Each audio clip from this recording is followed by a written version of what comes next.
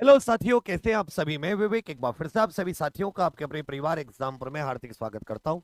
हम हैं एग्जामपुर कलम से क्रांति। तो साथियों, आज आपको स्पेशल जीके टॉपिक जो Uttar Pradesh police home guard 41,424 vacancy के सिलेबस में दिए गए हैं, उसमें कल मैंने आपको मानवाधिकार का एक आइडिया दिया था कि हमें मानवाधिकार कैसे पढ़ना है और थ्योरी जो होती है वो किस प्रकार से आपको याद कराने में मदद करती है। और अगर आप थ्योरी पर फोकस करोगे तो आपका एग्जाम निकलेगा। थ्योरी के बाद में प्रैक्टिस करते हैं, पहले सबसे इंपॉर्टेंट होता है याद करना, क्योंकि आपका केवल सामान्य ज्ञान जीके का पेपर होगा। 100 क्वेश्चन 100 अंक, एमसीक्यू टाइप, 2 घंटे का पेपर ऑफलाइन, कोई नेगेटिव मार्किंग नहीं। आज साथ ही हम आपको एक दूसरा टॉपिक करा रहा हूं जिसका नाम है आंतरिक सुरक्षा तथा आतंकवाद, इंटरनल सिक्योरिटी एंड टेररिज्म। यहां पर आपको दिख रहा होगा ये टॉपिक आप ही के सिलेबस में है, आप ही के सिलेबस में आंतरिक सुरक्षा एवं आतंकवाद। तो इसके विषय में हम लोग जानेंगे। अब सभी लोग साथी पेन कॉपी लेकर बैठना, आपको बहुत कुछ सीखने के लिए मिलेगा। अब ये जो आपके सामने मैंने कुछ क्वेश्चन लगाए हैं, अगर आप कहते हो क्वेश्चन क्वेश्चन, तो ये जितने क्वेश्चन आपको दिखा रहा हूं इनमें से आप 2-3 क्वेश्चन के अलावा नहीं कर सकते, क्योंकि ये कभी आपने पढ़ाई नहीं है। और ये सब क्वेश्चन उत्तर प्रदेश पुलिस भर्ती बोर्ड ने पहले के जो एग्जाम हुए हैं उसमें आंतरिक सुरक्षा और आतंकवाद वाले टॉपिक से पूछे। जैसे केंद्रीय पुलिस प्रशिक्षण अकादमी भोपाल में है, ये ग्रुप बी या ग्रुप ए किसके अधिकारियों को ट्रेनिंग देती है, भारत में कितने केंद्रीय गुप्तचर विश्वविद्यालय हैं, कौन सा केंद्रीय पुलिस बल मिलिशिया के रूप में उभरा, कचार लेवी कहा जाता था, केंद्रीय गुप्तचर प्रशिक्षण स्कूल इनमें से कहां पर स्थित है, आरपीएफ की फुल फॉर्म, सीआरपीएफ की फुल फॉर्म, फिर आपसे जीवन रक्षा के लिए प्रधानमंत्री का पुलिस पदक, सीएपीएफ सीपीओ के लिए प्रशिक्षण संस्थान के विजेता को कितनी ट्रॉफी दी जाती है, भारत सरकार की महत्वपूर्ण एजेंसी जो 1982 से कैलाश मानसरोवर यात्रा करा रही है, सीआरपीएफ का कौन सा विंग है जो दंगे जैसी स्थितियों से निपटने के काम आता है, पीपीआरडी का कौन सा संस्थान है, केंद्रीय पुलिस प्रशिक्षण अकादमी कहां पर है, सीआरपीएफ का स्थापना दिवस, आंतरिक सुरक्षा विभाग ये किस मंत्रालय के तहत काम करता है। इस प्रकार के आपको बहुत सारे क्वेश्चन मिलेंगे जो साथी पहले पूछे जा चुके हैं, लेकिन जिस आंतरिक सुरक्षा और आतंकवाद वाले टॉपिक से किस तरह के क्वेश्चन पूछे जाते हैं। तो सभी को गुड मॉर्निंग, सुप्रभात। आज भी बहुत बहुत इंपॉर्टेंट क्लास है, सबके सब साथी पेन कॉपी लेकर बैठना, क्योंकि जब आप इन टॉपिकों को कर लेंगे तो आप दुनिया में किसी से भी खुलकर कह देना कि भाई मैं ये एग्जाम निकाल रहा हूं, इस एग्जाम को कोई निकालने से नहीं रोक सकता। तो सबके सब एक बार जोर से बताइए, कमेंट करके भर के, क्या सब लोग तैयार हैं? तो लिख दीजिए यस सर। एक बार सबके सब कमेंट में यस लिख के बता दो, क्या सारे के सारे तैयार हो कि नन्ही चींटी जब दाना लेकर चलती है, चढ़ती दीवारों पर 100 बार फिसलती है, मन का विश्वास रगों में साहस भरता है, गिरकर चढ़ना चढ़कर गिरना ने अखरता है, आखिर मेहनत उसकी बेकार नहीं होती, कोशिश करने वालों की, मेहनत करने वालों की कभी हार नहीं होती। चलिए ध्यान दीजिएगा, आंतरिक सुरक्षा और आतंकवाद। चलिए एक एक टॉपिक करते हैं। आंतरिक सुरक्षा क्या है देखिए, एक होता है साथी भारत की सीमाओं की रक्षा, भारत की सीमाओं की रक्षा जिसको डिफेंस कह देते हैं। तो जो डिफेंस होती है ये बाहरी खतरों से होती है। डिफेंस क्या होती है? बाहरी खतरों से। जैसे हमारी भारत की सीमा है, अब पाकिस्तान से, चीन से, बांग्लादेश से जो खतरा उत्पन्न हो सकता है उसकी हम लोग क्या करते हैं? रक्षा। जो अंदरूनी किसी कारण से कोई गड़बड़ हो जाए उससे क्या हो जाती है? सिक्योरिटी या सुरक्षा। तो ध्यान दीजिएगा, सबसे पहले आंतरिक सुरक्षा क्या है? आंतरिक मतलब अंदरूनी, अंदरूनी। जैसे भारत की सीमाओं की रक्षा की जिम्मेदारी किसकी है? रक्षा मंत्रालय की। भारत की अंदर जो सीमाएं हैं उन सीमाओं की रक्षा की जिम्मेदारी किसकी है? रक्षा मंत्रालय की।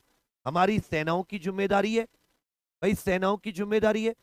वही जो देश के अंदरूनी, अंदरूनी मतलब सीमाओं के अंदर, देश की सीमा के अंदर देश की सुरक्षा करने की जिम्मेदारी ये केंद्रीय गृह मंत्रालय की होती है। किसकी होती है? केंद्रीय गृह मंत्रालय की। तो आपसे पूछेगा कि जो आंतरिक सुरक्षा विभाग है या आंतरिक सुरक्षा ये किस मंत्रालय की जिम्मेदारी है? कमेंट करके बता दीजिए तुरंत। आंतरिक सुरक्षा ये साथी किस मंत्रालय की जिम्मेदारी है? सबके सब कमेंट करके बताइए। आंतरिक सुरक्षा किस मंत्रालय की जिम्मेदारी है? देश की सीमाओं के अंदर, तो याद रखिएगा केंद्रीय गृह मंत्रालय की जिम्मेदारी है। एक संप्रभु राज्य अथवा देश अपनी सीमाओं के भीतर शांति बनाए रखना ही आंतरिक सुरक्षा को बनाए रखना कहलाता है। देश की सीमाओं के भीतर आंतरिक शांति बनाए रखना ही आंतरिक सुरक्षा को बनाए रखना कहलाता है। ये आंतरिक सुरक्षा का मतलब क्या है? देश की सीमाओं के भीतर शांति बनाए रखना, देश की सीमाओं के भीतर शांति बनाए रखना। अब एक क्वेश्चन आता है, सर देश की सीमाओं के भीतर ऐसे कौन सी समस्याएं हैं जिनसे देश को खतरा हो सकता है? तो कुछ कॉमन सेंस से आप ही बताइए। दूसरा काम क्या होता है आंतरिक सुरक्षा का? पहला काम हो गया देश की सीमाओं के भीतर शांति बनाए रखना। दूसरा हो जाता है देश की अखंडता को सुनिश्चित करना। मान लो भगवान ना करे कोई देश है, उसमें आंतरिक सुरक्षा मान लेते हैं कि धर्म के आधार पर या भाषा के आधार पर बहुत ज्यादा लड़ाई दंगे हो गए, तो उस देश की क्षेत्रीय अखंडता को खतरा है या नहीं है? तो बाहर से तो सीमाओं की रक्षा आपने कर ली, लेकिन देश के अंदर टूट हो गई। तो दूसरा कार्य क्या होता है आंतरिक सुरक्षा का? देश की इंटीग्रिटी, टेरिटोरियल इंटीग्रिटी को बनाए रखना, क्षेत्रीय अखंडता को सुनिश्चित करना। तीसरा आंतरिक सुरक्षा का कार्य होता है या आंतरिक सुरक्षा का स्कोप होता है देश के भीतर सौहार्दपूर्ण वातावरण सुनिश्चित करना। सौहार्दपूर्ण वातावरण का मतलब है भाईचारे का माहौल विकसित करना, जहां सभी लोग आराम से शांतिपूर्वक रह सके, जहां सभी लोग आराम से शांतिपूर्वक रह सके। कॉन्ग्रेचुलेशन शिवम जी, आपका एलपी में हुआ तो बहुत बढ़िया, कॉन्ग्रेचुलेशन। तो आंतरिक सुरक्षा यह केंद्रीय गृह मंत्रालय की जिम्मेदारी है। आंतरिक सुरक्षा से हमारा मतलब क्या है? तो आंतरिक सुरक्षा अर्थात देश की सीमाओं के भीतर देश की सुरक्षा करना, जो देश की सीमाओं के भीतर चुनौतियां हैं उनसे देश की रक्षा करना, जिसमें पहली है देश की सीमाओं के भीतर शांति बनाए रखना, दूसरी है देश की जो क्षेत्रीय अखंडता उसको सुनिश्चित करना, तीसरी अलगाववादी ताकतों को रोकना, और तीसरा होता है देश में सौहार्दपूर्ण माहौल। सौहार्दपूर्ण माहौल से ही कोई देश तरक्की कर सकता है, सौहार्दपूर्ण माहौल विकसित होने से ही कोई देश तरक्की कर सकता है। तो ये इसके तीन मुख्य कार्य थे। अब क्योंकि अब आप देख रहे हो, मान लो आंतरिक शांति ना हो, देश में दंगे फसाद चलते रहे, तो क्या कोई देश तरक्की कर पाएगा? खुद बताओ। अगर मान लो किसी देश में आंतरिक सुरक्षा नहीं है, देश में दंगे चल रहे हैं, फॉर एग्जाम्पल बांग्लादेश, बांग्लादेश में आंतरिक सुरक्षा आप जान रहे कैसी है, पाकिस्तान में आंतरिक सुरक्षा जान रहे कैसी है, तो यहां पर क्या ये देश तरक्की कर रहे हैं? आटे के लिए लड़ जा रहे हैं, बताओ, चून के लिए लड़ जा रहे हैं लोग, आटे के लिए। तो कहने का अर्थ क्या है? तरक्की के लिए, विकास के लिए देश की आंतरिक सुरक्षा का मजबूत होना जरूरी है। देश के संपूर्ण विकास के लिए आंतरिक सुरक्षा सुनिश्चित करना यह किसी भी देश के लिए बहुत महत्वपूर्ण हो जाता है। अब क्योंकि भारत तो बहुत ज्यादा विविधता है, अगर हम लोग भारत की बात करें तो अपने भारत में तो वैसे ही बहुत ज्यादा विविधता है। विविधता मतलब हमारे यहाँ पर धर्म के नाम पर, धर्म में अगर चलो हो गया समझौता, तो जाति के नाम पर जाति में समझौता हो गया, तो मराठी, हिंदी, बंगाली, तमिल, तेलुगु, भाषा के नाम पर, भाषा के नाम पर मान लो धर्म, जाति, भाषा भी सब निभ गई। तो क्षेत्र के नाम पर, नस्ल भेद के नाम पर, जैसे उत्तरी पूर्वी कोई आया, तो बहुत जगह आपने देखा होगा उत्तरी पूर्व के जो अपने राज्यों के नागरिक हैं भारत के, वो भी हमारे भारत के नागरिक है, हमारे भाई बहन, लेकिन अब उनके साथ बहुत सारे लोग गलत व्यवहार करते हैं, उनके लिए गलत गलत टिप्पणी करते हैं। तो भारत में सोचो कितनी ज्यादा विविधताएं। वो भी चलो छोड़ो, तो वेज नॉन वेज के ऊपर लोग लड़ जाते हैं, खान पान के ऊपर दंगे फसाद हो जाते हैं। तो इतनी ज्यादा विविधता भारत में है, इतनी ज्यादा भारत में एक प्रकार से आप कह सकते हैं डाइवर्सिटी है। तो इसके लिए हमारे लिए तो आंतरिक सुरक्षा को सुनिश्चित करना और ज्यादा आवश्यक और चुनौतीपूर्ण है, और ज्यादा आवश्यक और चुनौतीपूर्ण है। अब जैसे जापान है, तो जापान में धर्म, जाति भाषा के नाम पर कोई झगड़े नहीं है, तो जापान के लिए उतनी चुनौती नहीं है, क्योंकि भारत में धर्म, जाति, भाषा, नस्ल, खान पान, इन सब में बहुत ज्यादा भेद है, बहुत ज्यादा डाइवर्सिटी है। तो भारत के लिए चुनौती और ज्यादा हो जाती है। कुछ को समझ में आ रही है? यस या नो लिखकर बताइए। और एक छोटा सा साथ सब के सब कर दीजिए, क्योंकि ये थ्योरी की क्लासेस आपको एक बेहतर लेवल पर लाने के लिए लगाई गई थी कि आप सीख पाएं, आप समझ पाएं कि एग्जाम कैसे निकलते हैं, एक टॉपर व्यक्ति क्या मानसिकता से पढ़ता है। जब तक आप वो मानसिकता नहीं पकड़ेंगे, अगर आप कट ऑफ तो भैंस की पूंछ होती है, उससे लटकने से कुछ नहीं है। भैंस के सींग पकड़ो, जो टॉपर लेकर आता है उससे तुलना करो, उससे कंपटीशन करो।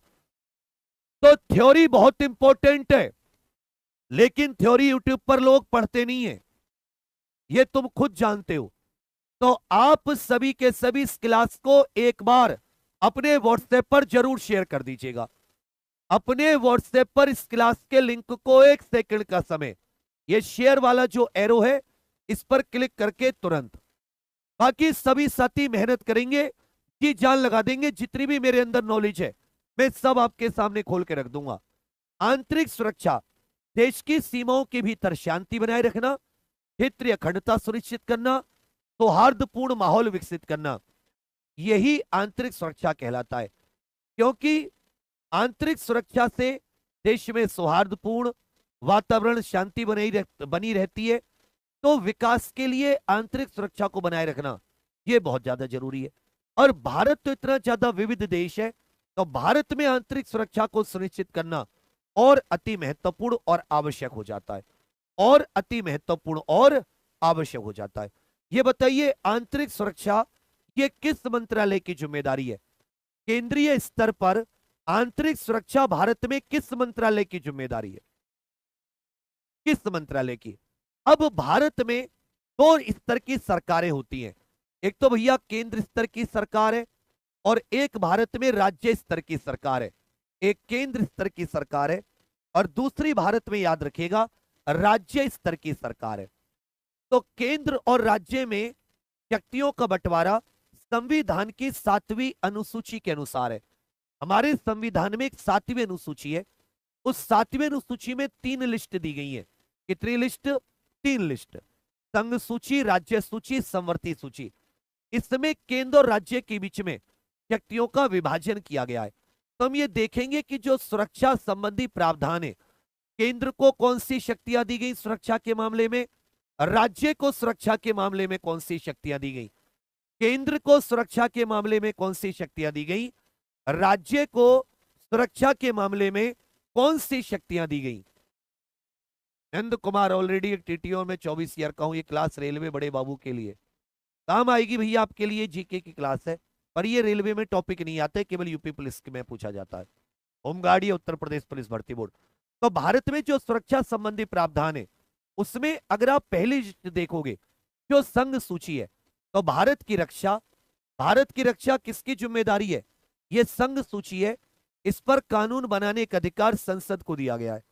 युद्ध की तैयारी, यह भी साथी संघ सूची का विषय है। इसी प्रकार हमारी नौसेना, थल सेना, हमारी वायुसेना और जितने भी सशस्त्र बल होते हैं, ये भी किसकी जिम्मेदारी है? ये भी संघ सूची का विषय है।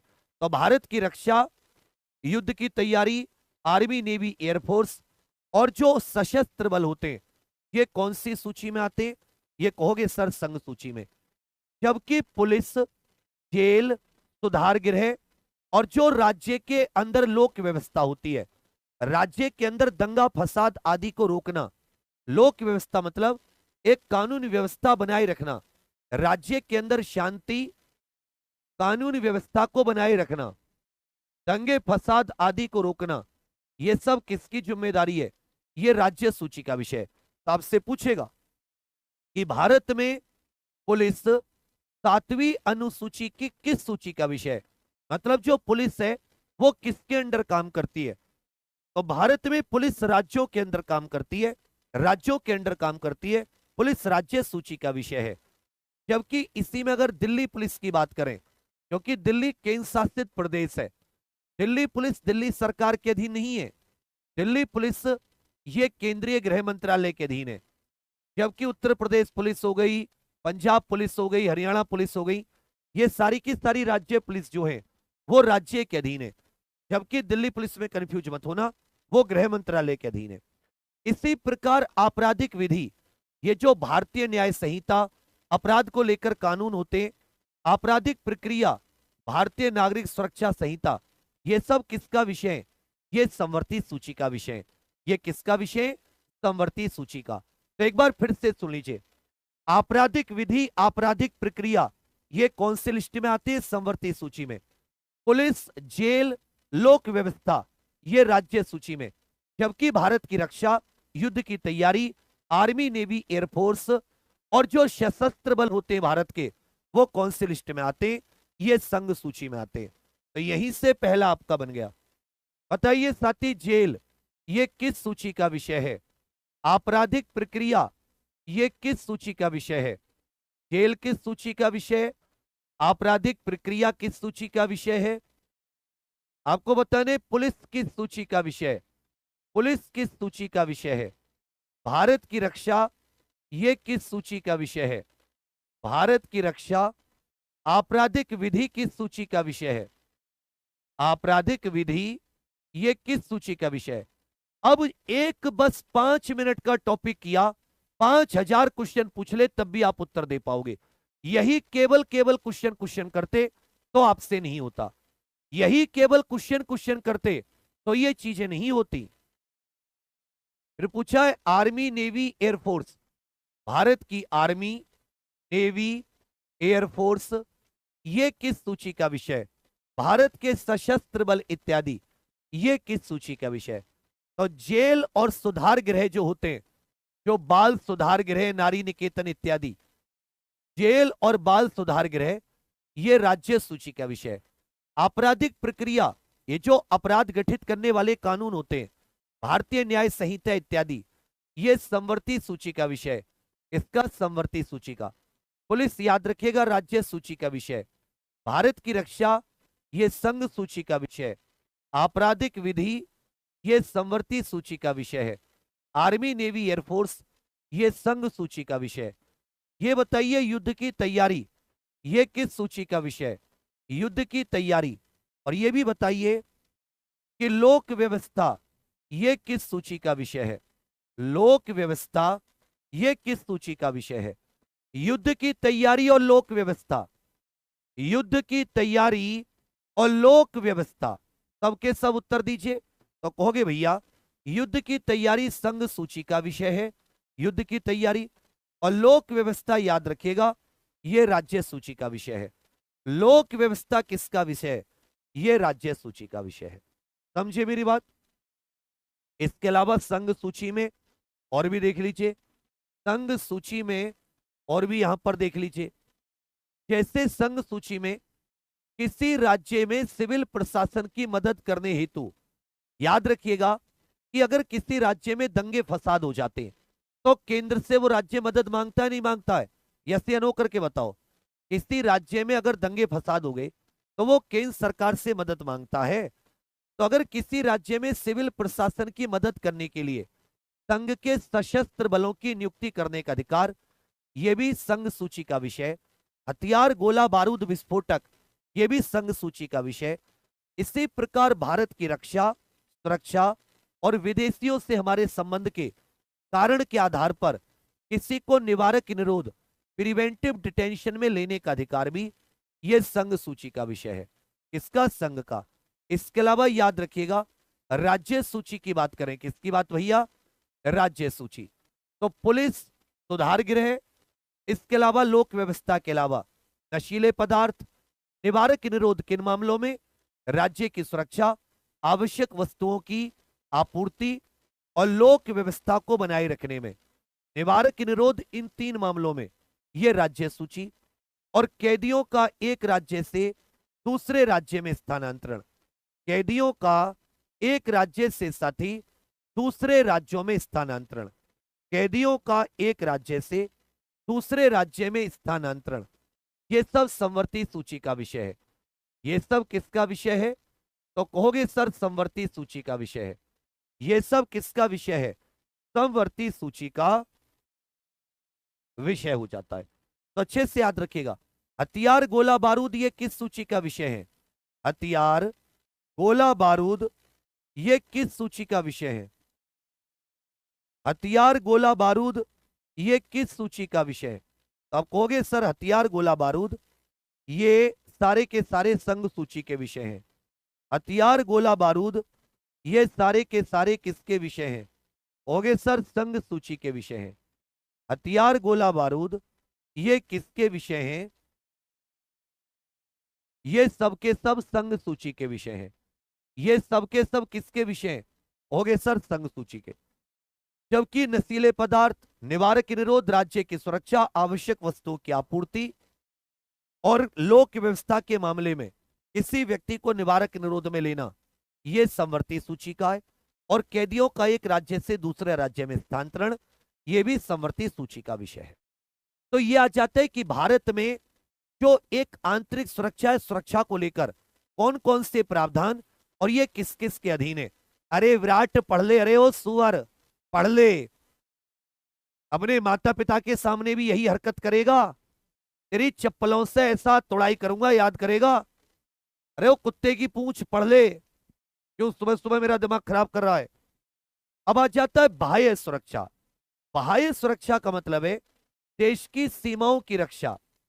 अगर कोई मान लो बाहर से आक्रमण इत्यादि करता है, कोई बाहर से कोई बाहरी शक्ति भारत पर आक्रमण करती है, कोई बाहरी शक्ति भारत पर यदि आक्रमण करती है, तो फिर मुकाबला कौन करती है?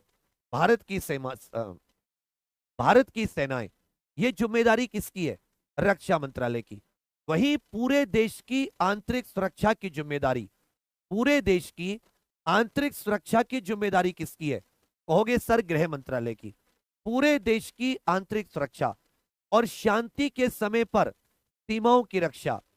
शांति के समय, जब हमारा किसी देश से युद्ध नहीं चल रहा हो, शांति के समय सीमाओं की रक्षा भी याद रखिएगा, केंद्रीय गृह मंत्रालय की जिम्मेदारी है। शांति के समय सीमाओं की रक्षा, इसलिए तो आपने देखा होगा कि जितने भी ये सीमा सुरक्षा करने वाली फोर्स हैं, आईटीबीपी या असम राइफल्स या एसएसबी या बीएसएफ, ये सब किसके अधीन काम करती हैं? ये केंद्रीय गृह मंत्रालय के अधीन। क्योंकि शांति के समय सीमाओं की रक्षा करना भी किसकी जिम्मेदारी है? ये भी आंतरिक सुरक्षा के अंतर्गत आती है, ये भी केंद्रीय गृह मंत्रालय की जिम्मेदारी है।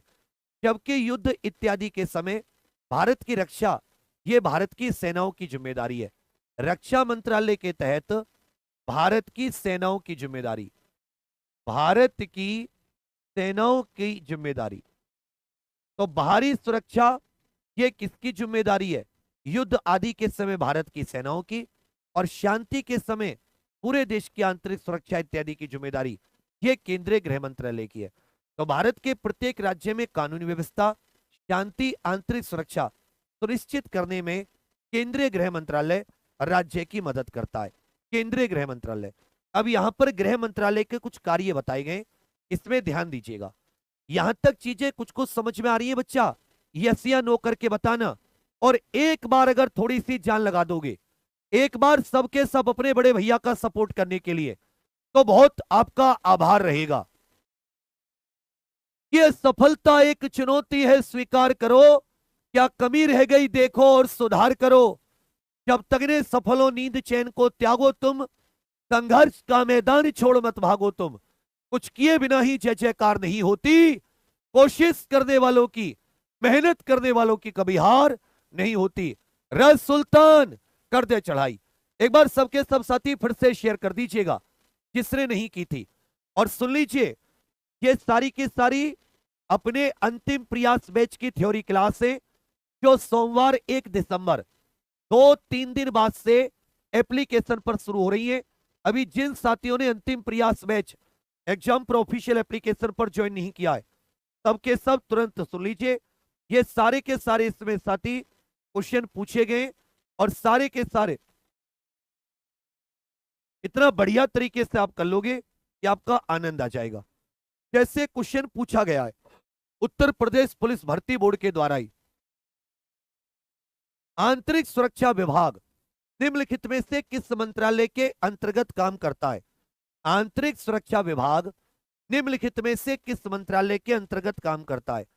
आंतरिक सुरक्षा विभाग निम्नलिखित में से किस मंत्रालय के अंतर्गत काम करता है? तुरंत बताइए। गृह मंत्रालय, रक्षा मंत्रालय, संसदीय कार्य मंत्रालय, गृह मंत्रालय और विदेश मंत्रालय। तो कहोगे सर केंद्रीय गृह मंत्रालय के अधीन। आंतरिक सुरक्षा केंद्रीय गृह मंत्रालय। इसलिए मैंने एक एक चीज को बिल्कुल स्पष्ट कर दिया कि देश की आंतरिक सुरक्षा किसकी जिम्मेदारी होती है? गृह मंत्रालय की जिम्मेदारी होती है। जबकि युद्ध आदि से बाहरी सीमाओं की, हमारी सीमाओं की रक्षा, ये रक्षा मंत्रालय, सेनाओं की जिम्मेदारी।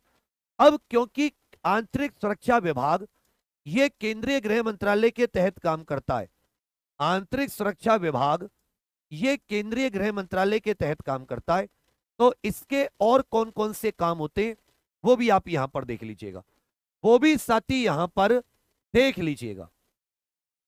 एक आंतरिक सुरक्षा को बनाए रखना, अनुरक्षण का अर्थ होता है देश में शांति सौहार्द बनाए रखना, केंद्र और राज्यों के बीच में जो प्रशासनिक मुद्दे होते हैं उनको निपटाना। फॉर एग्जाम्पल जैसे राज्यपाल की नियुक्ति, राज्यपाल की नियुक्ति, तो राज्यपाल की नियुक्ति इत्यादि जो होती है वो तय करने का काम, नियुक्ति की सिफारिश इत्यादि जो होती है राष्ट्रपति को, ये केंद्रीय गृह मंत्रालय के द्वारा ही की जाती है। राष्ट्रपति को, तो केंद्र और राज्यों के बीच में जो प्रशासनिक संबंध है वो केंद्रीय गृह मंत्रालय के तहत ही होते हैं। आपदा प्रबंधन, मान लेते हैं कि देश में कोई भूकंप, कोई ज्वालामुखी फट गया, बाढ़ आ गई, तो जो आपदा का प्रबंधन है इसी के लिए याद रखिएगा नेशनल डिजास्टर रेस्पॉन्स फोर्स, राष्ट्रीय आपदा मोचन बल, जिसका गठन 19 जनवरी 2006 को किया गया, ये केंद्रीय गृह मंत्रालय के तहत काम करती है। इसके तहत केंद्रीय गृह मंत्रालय नेशनल डिजास्टर रेस्पॉन्स फोर्स या राष्ट्रीय आपदा मोचन बल, राष्ट्रीय आपदा मोचन बल। तो आपसे पूछेगा कि भाई एनडीआरएफ का गठन कब हुआ है, सबके सब बताइए। एनडीआरएफ का गठन कब हुआ है? 19 जनवरी 2006। और ये किसके तहत काम करती है? ये केंद्रीय गृह मंत्रालय के तहत काम करती है। ये किसके तहत काम करती है? केंद्रीय गृह मंत्रालय के तहत। सीमाओं का प्रबंधन, शांति के समय सीमाओं की सुरक्षा की जिम्मेदारी, शांति के समय सीमाओं की सुरक्षा की जिम्मेदारी, सीमाओं की सुरक्षा की जिम्मेदारी। जैसे मान लो युद्ध के समय, अब मान लो भारत का पाकिस्तान से युद्ध हो, तो शांति के समय तो बीएसएफ भारत पाकिस्तान सीमा की रक्षा कर रही है, लेकिन जैसे युद्ध होगा तो बीएसएफ से किसको दे दिया जाएगा? भारतीय सेना को कमांड। आपने सनी देओल की बॉर्डर फिल्म देखी है, मथुरा दास, इससे पहले कि मैं तुझे गद्दार घोषित करके गोली मार दूं, भाग जा। तो ध्यान दीजिएगा सबके सब। तो वहां पर बीएसएफ जो सुनील शेट्टी था उसने किसको हैंडओवर कर दिया था? आर्मी को, लेकिन सुनील शेट्टी रुका। तो शांति के समय सीमाओं की सुरक्षा की जिम्मेदारी भी किसकी होती है? सीमाओं को मैनेज करना यह भी केंद्रीय गृह मंत्रालय का काम है। जैसे आप देखोगे भारत की अंतरराष्ट्रीय स्थलीय सीमा 7 देशों से लगती है। कितने देशों से? 7 देशों से। जैसे आपसे पूछेगा भारत चीन सीमा, भारत चीन, जिसको भारत पाकिस्तान सीमा की जिम्मेदारी, भारत पाकिस्तान सीमा, भारत बांग्लादेश सीमा, इसी प्रकार भारत भूटान, भारत नेपाल, इंडो भूटान, इंडो नेपाल, भारत भूटान, भारत नेपाल सीमा की जिम्मेदारी। इसी में आपसे पूछ लेगा भारत म्यांमार सीमा की जिम्मेदारी, भारत म्यांमार सीमा की जिम्मेदारी। ये 7 देशों के साथ भारत की सीमा लगती है। कितने देशों के साथ? 7 देशों के साथ। भारत अफगानिस्तान सीमा की जिम्मेदारी, भारत अफगानिस्तान सीमा की जिम्मेदारी। ध्यान दीजिएगा भारत चीन सीमा की जिम्मेदारी आईटीबीपी, जिसको 1962 में बनाया गया था, Indo Tibet border police. Bharat Pakistan, Bharat Bangladesh, ये दोनों सीमाओं की रक्षा बीएसएफ। भारत पाकिस्तान की अंतरराष्ट्रीय सीमा की रक्षा बीएसएफ। बीएसएफ का गठन 1 दिसंबर 1965, भारत भूटान भारत नेपाल सशस्त्र सीमा बल के द्वारा रक्षा होती है। इसका गठन 1963 में। जबकि भारत म्यांमार सीमा की रक्षा असम राइफल्स गठन 1835 में सबसे पुरानी है। भारत अफगानिस्तान 106 किलोमीटर की सीमाएं, क्योंकि ये पाकिस्तान के अवैध कब्जे में, पाकिस्तान के अवैध कब्जे में, तो ये आप आर्मी कह सकते हैं। सियाचिन ग्लेशियर तक हमारा कब्जा है। ये भारत और पाकिस्तान की अंतरराष्ट्रीय सीमा की रक्षा बीएसएफ, और भारत और पाकिस्तान के बीच में जो साथी एलओसी है, भारत और पाकिस्तान के बीच में एलओसी, इसकी रक्षा आर्मी हमारी थल सेना करती है। और भारत और चीन के बीच में जो वास्तविक नियंत्रण रेखा है, इसकी भी कौन करती है? भारत की थल सेना, क्योंकि वहां पर युद्ध के हालात बने रहते हैं। तो अच्छे से याद रखेगा, सीमाओं की जिम्मेदारी भी किसकी है? केंद्रीय गृह मंत्रालय की। इसलिए आईटीबीपी हो, बीएसएफ हो, एसएसबी हो, असम राइफल्स है, ये सब किसके अधीन काम करती हैं? ये केंद्रीय गृह मंत्रालय के तहत। ये चीज समझ में आई बहू? फिर आ जाती है संघ शासित क्षेत्रों का प्रशासन। जो यूनियन टेरिटरी होती है, उनका प्रशासन भी केंद्रीय गृह मंत्रालय के माध्यम से होता है। राजभाषा से संबंधित प्रावधान, इसके लिए अलग से राजभाषा विभाग की स्थापना की गई है। जो जनगणना का कार्य है, यह भी केंद्रीय गृह मंत्रालय का है। और एनएचआरसी स्वायत्त संस्था है, लेकिन इसमें साथी इसका जो सामान्य प्रशासन है, वो भी किसके अधीन आता है? केंद्रीय गृह मंत्रालय के अधीन आता है। इसी के अलावा केंद्रीय अर्धसैनिक बलों का प्रशासन, आईपीएस कैडर का प्रशासन, आईपीएस कैडर का प्रशासन, और जो साथी केंद्रीय अर्धसैनिक बल होते हैं, केंद्रीय अर्धसैनिक बल इत्यादि का प्रशासन भी, और आईपीएस कैडर का प्रशासन, ये सब कौन देखता है?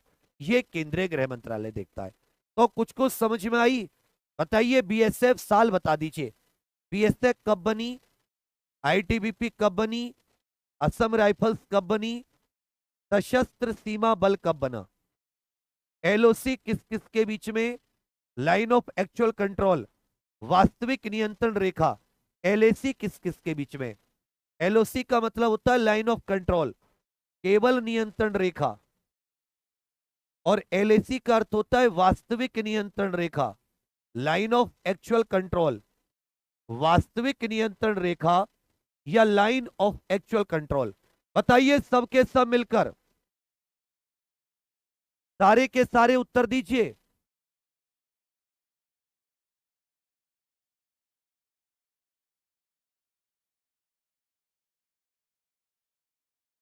सारे के सारे उत्तर दीजिए। अरे इसमें कि ये सुअर है विराट नाम का, इस सुअर का शिकार करवा दे, को ब्लॉक करवा दे।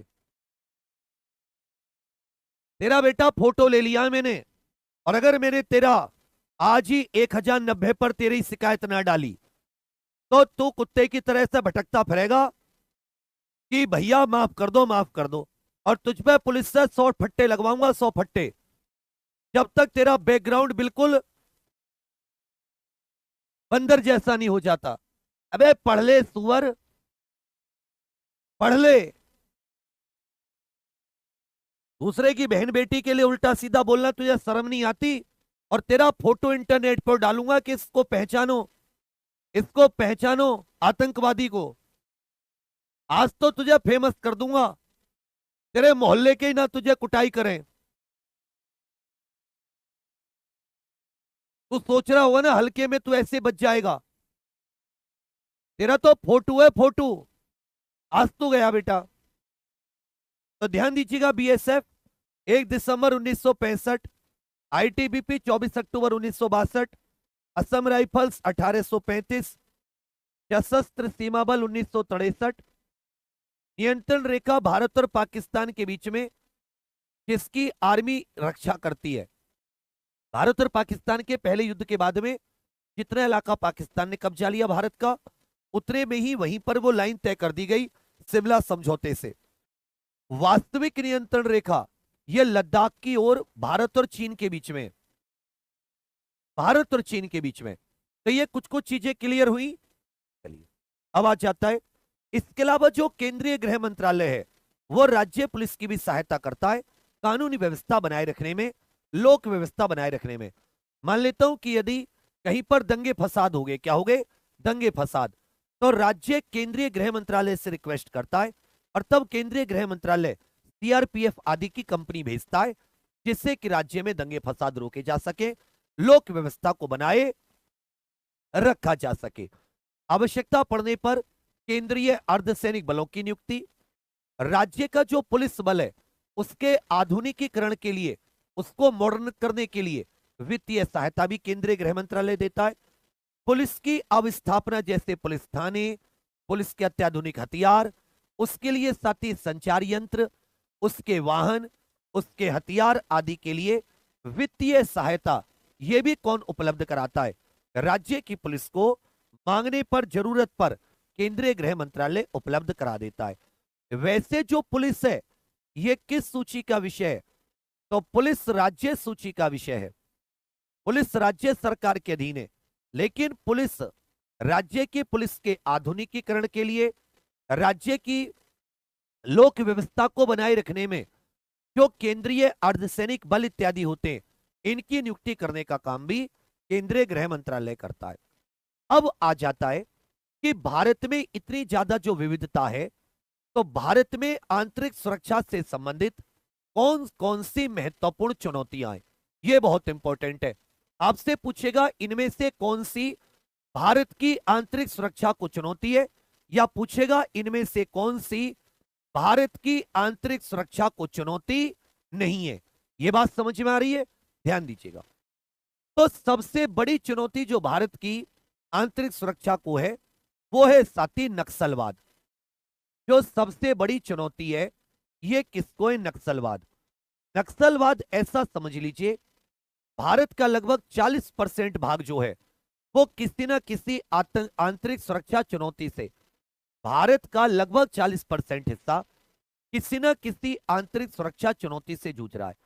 उसमें सबसे ज्यादा नक्सलवाद, जिसको लेफ्ट विंग, इसको LWEB कह देते हैं, लेफ्ट विंग एक्सट्रीमिज्म भी इसको कहा जाता है। केंद्रीय गृह मंत्रालय इसको क्या कहा जाता है, left wing extremism, left wing extremism भी इसको कहा जाता है, जबकि आम भाषा में इसे क्या कहते हैं, नक्सलवाद। हालांकि क्योंकि अब जो हमारी राज्य के पुलिस बल हो गए या केंद्रीय अर्धसैनिक बल जैसे सीआरपीएफ, तो लेफ्ट विंग एक्सट्रीमिज्म जो है, सीआरपीएफ आदि, इससे मुकाबला करने के लिए केंद्रीय अर्धसैनिक बल राज्य की पुलिस की सहायता करते हैं। तो यह सबसे बड़ी चुनौती है।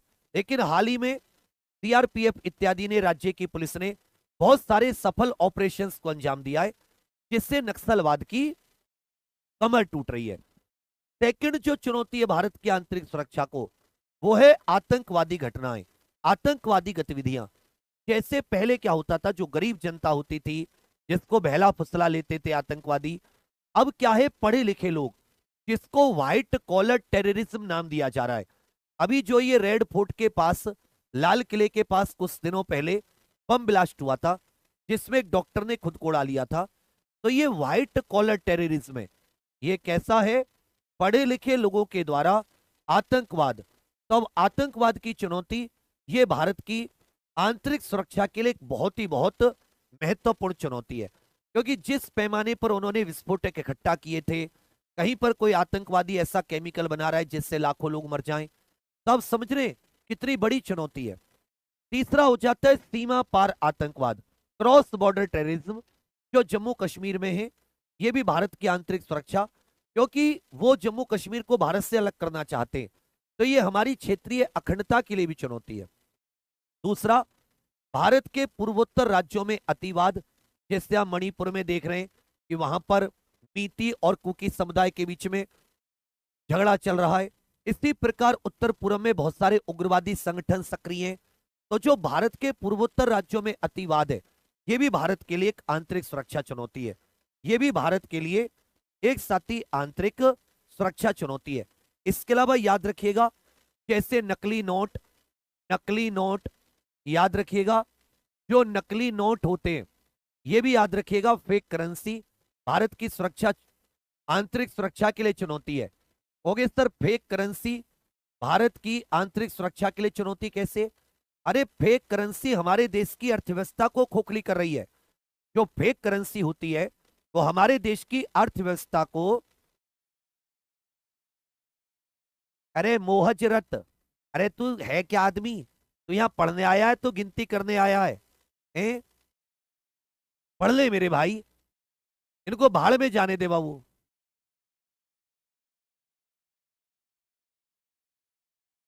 आप सभी लोग यहां पर फोकस कीजिए, नहीं तो पेपर हाथ से निकल जाएगा, सब पेपर में आएगा। फेक करेंसी देश की अर्थव्यवस्था खोखली होती है, और जो वो फेक करेंसी का पैसा आता है उसे गलत कार्यों में, आतंकवादी आदि घटनाओं में प्रयोग किया जाता है। और एक नई चुनौती और बढ़ रही है देश के लिए, साइबर क्राइम।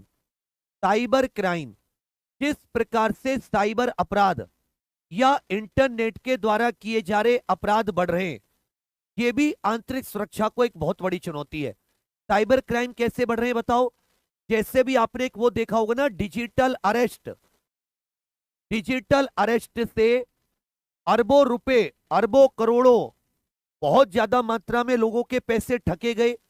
जिसमें कोई पुलिस वाला आपको वर्दी में फोन करेगा व्हाट्सएप और कहेगा कि भाई आपके खिलाफ ऐसे ऐसे वारंट जारी किया गया है, आपका कहीं पर आधार कार्ड या पैन कार्ड का इस्तेमाल हुआ है और आपको डिजिटल अरेस्ट किया जा रहा है, आप किसी से बातचीत नहीं करोगे, उससे पैसे ट्रांसफर करने को कहते हैं। जबकि कोई डिजिटल अरेस्ट जैसी चीज नहीं होती है। इसके अलावा साथ ही आपको एपीके फाइल डाउनलोड करवाते हैं, जिससे आपके फोन को हैक करके और उससे सारा धन इत्यादि निकाल लिया जाता है। तो ये सारी की सारी चीजें जो है, ये भी भारत की आंतरिक सुरक्षा को एक बहुत बड़ी चुनौती है। इसके अलावा भारत में जो जाति, धर्म, जाति, भाषा, नस्ल के नाम पर जो एक भेदभाव है, जो आपस में एक बहुत ज्यादा, ये अतिवाद का रूप ले लेता है। किसका रूप ले लेता है? अतिवाद।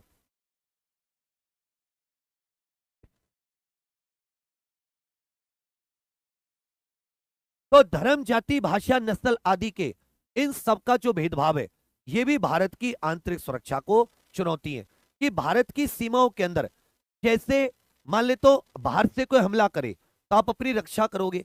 अब आपके शरीर के अंदर कोई अंग खराब हो जाए तो ऐसे ही देश के अंदर देश की आंतरिक सुरक्षा को नक्सलवाद चुनौती देता है। आतंकवादी घटनाएं, सीमा पार आतंकवाद जम्मू कश्मीर में, भारत के पूर्वोत्तर राज्यों में उग्रवाद, नकली नोट, साइबर क्राइम, ये सारी की सारी घटनाएं धर्म, जाति, भाषा, नस्ल के आधार पर आपस में लड़ाई। एक भाषा के आधार पर आप देख रहे होंगे कि कितनी ज्यादा भारत की ये भी आंतरिक सुरक्षा को एक बड़ी चुनौती है। जैसे अभी आप महाराष्ट्र में जाओगे तो वहां मराठी ना बोलने पर आपको तुरंत, मतलब सब लोग ऐसे नहीं है, पर कुछ लोग आपको एक उत्पीड़न करने लगेंगे। जैसे अभी एक बच्चे की, एक लड़के ने आत्महत्या भी कर ली थी इस आधार पर, मारपीट करने लगेंगे। तो ये सारी की सारी चीजें देश को जो एक अखंडता, एक सूत्र में बांध रहे हैं, उसके लिए खतरा है।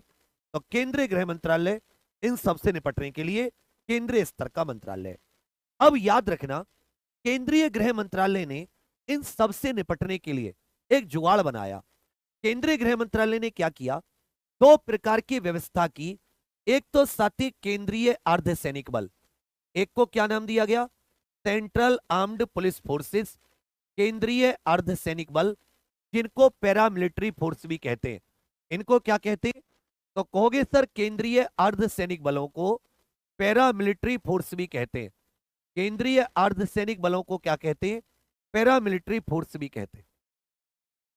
तो याद रखिएगा भारत में कितने केंद्रीय अर्धसैनिक बल है? भारत में लिख लीजिएगा, CRPF, CISF, Assam rifles, ITBP, SSB, BSF और एनएसजी। तो लगभग 7 के करीब भारत में केंद्रीय अर्धसैनिक बल है। भारत में कितने सीएपीएफ है? कितने संगठनों को सीएपीएफ का दर्जा दिया गया है? तो अच्छे से याद रखिएगा, 7। कितने भैया? 7।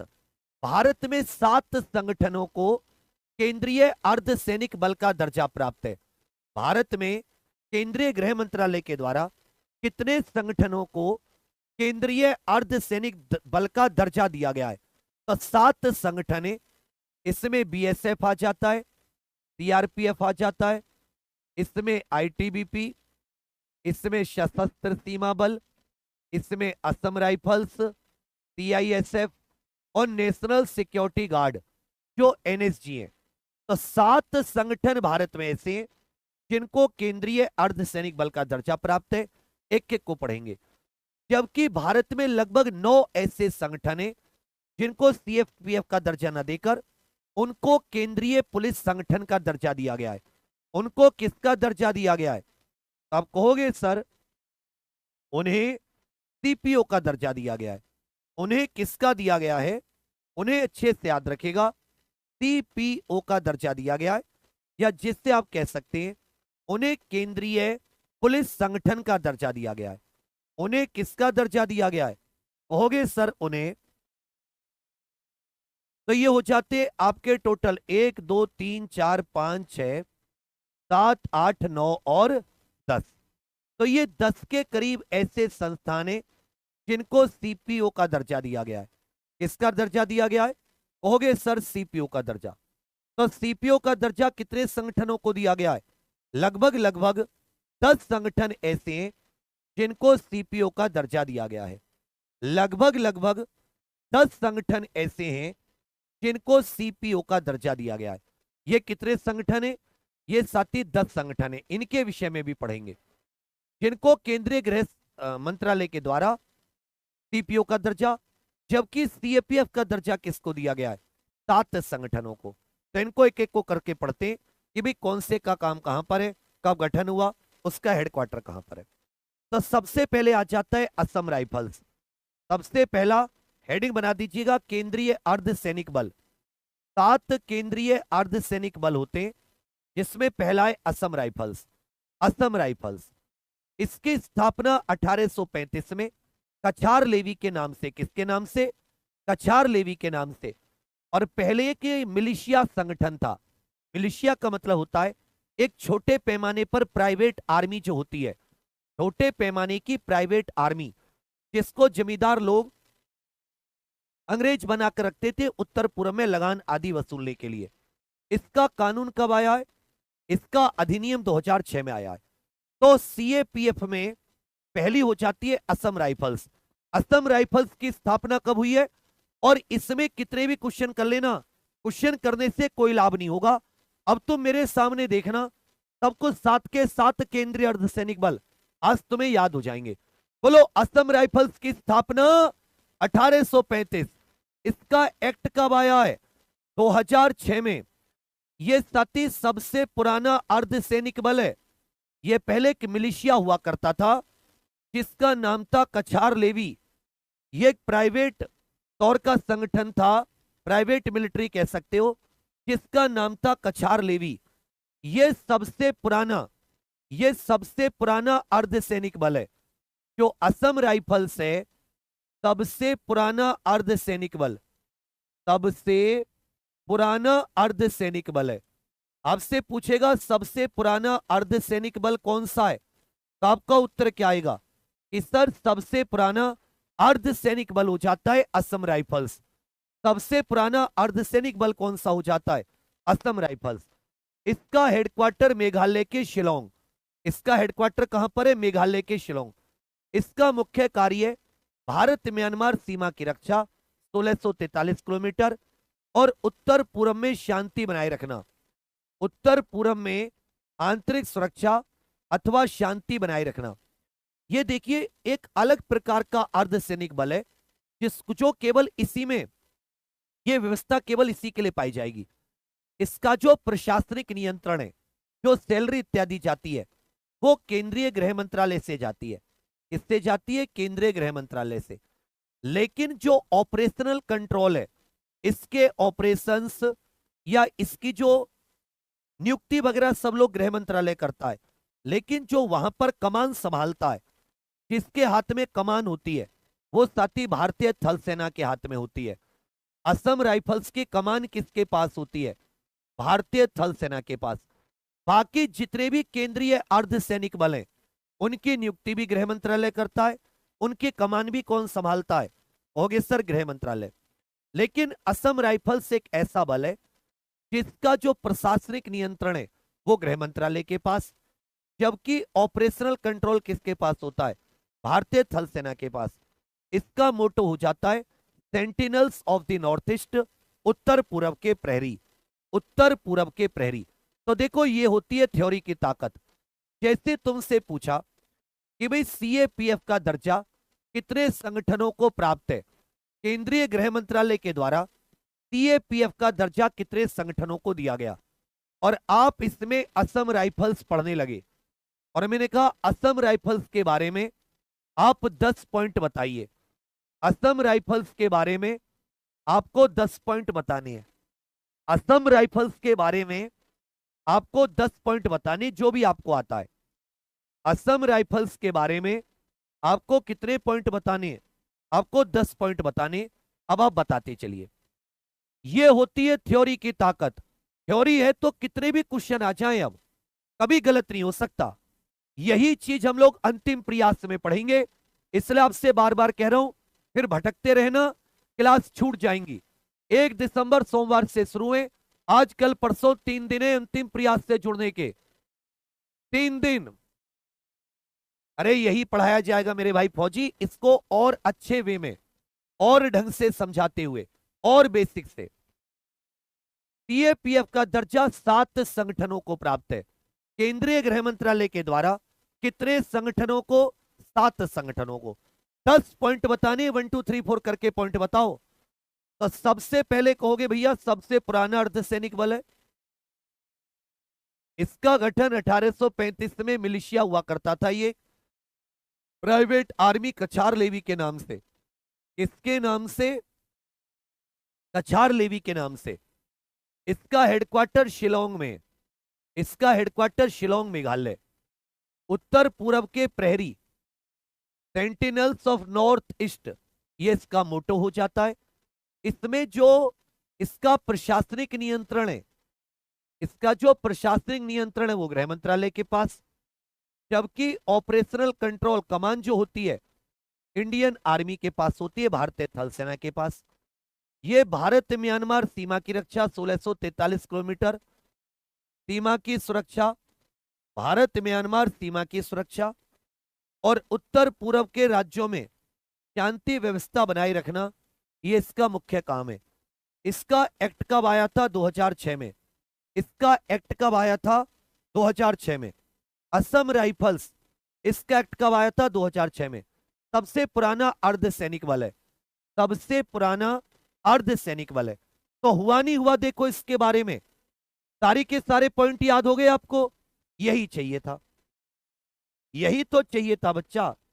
चलिए सेकंड आ जाता है बीएसएफ, सीमा सुरक्षा संगठन, बॉर्डर सिक्योरिटी फोर्स, ये इसकी फुल फॉर्म हो जाती है। बीएसएफ की फुल फॉर्म क्या है? होगे sir border security force, border security force. BSF की स्थापना 1 दिसंबर 1965 को हुई थी। भाई बीएसएफ की स्थापना कब हुई है? 1 दिसंबर 1965। भारत पाकिस्तान 1965 युद्ध के बाद में 1 दिसंबर 1965 को बीएसएफ की स्थापना हुई। इसका अधिनियम कब है? 1968 में। इसका अधिनियम कब आया था? कहोगे सर 1900। देखिए जो सातों के डीजी हैं उन्हें सबसे लास्ट में करा दूंगा। सातों संगठन के डायरेक्टर जनरल जो चीफ होते हैं उनको सबसे लास्ट में करा दूंगा। तो ध्यान दीजिएगा, इसका हेडक्वार्टर कहां पर है? नई दिल्ली। और आदर्श वाक्य क्या है? जीवन पर्यंत कर्तव्य, ड्यूटी फॉर लाइफ। बीएसएफ का आदर्श वाक्य क्या है?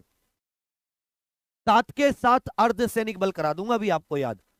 बीएसएफ का आपको बताने साथी, सबके सब उत्तर दीजिए। जो बीएसएफ है, बीएसएफ, इसका मोटो क्या है? तो कहोगे सर इसका मोटो है जीवन पर्यंत कर्तव्य। हेडक्वार्टर नई दिल्ली, गठन 1 दिसंबर 1965। भारत पाकिस्तान वार 1965 के बाद में, भारत पाकिस्तान युद्ध 1965 के बाद, भारत पाकिस्तान युद्ध 1965 के बाद 1 दिसंबर 1965 को बीएसएफ का गठन किया गया। 1968 में इसका एक्ट, और इसका मोटो क्या हो जाता है, जीवन पर्यंत कर्तव्य। इसके कार्य क्या हैं? इसका कार्य भैया भारत पाकिस्तान अंतरराष्ट्रीय सीमा जो है, इंटरनेशनल बॉर्डर, जिसको रेड क्लिफ लाइन कहते हैं, इसकी रक्षा करना।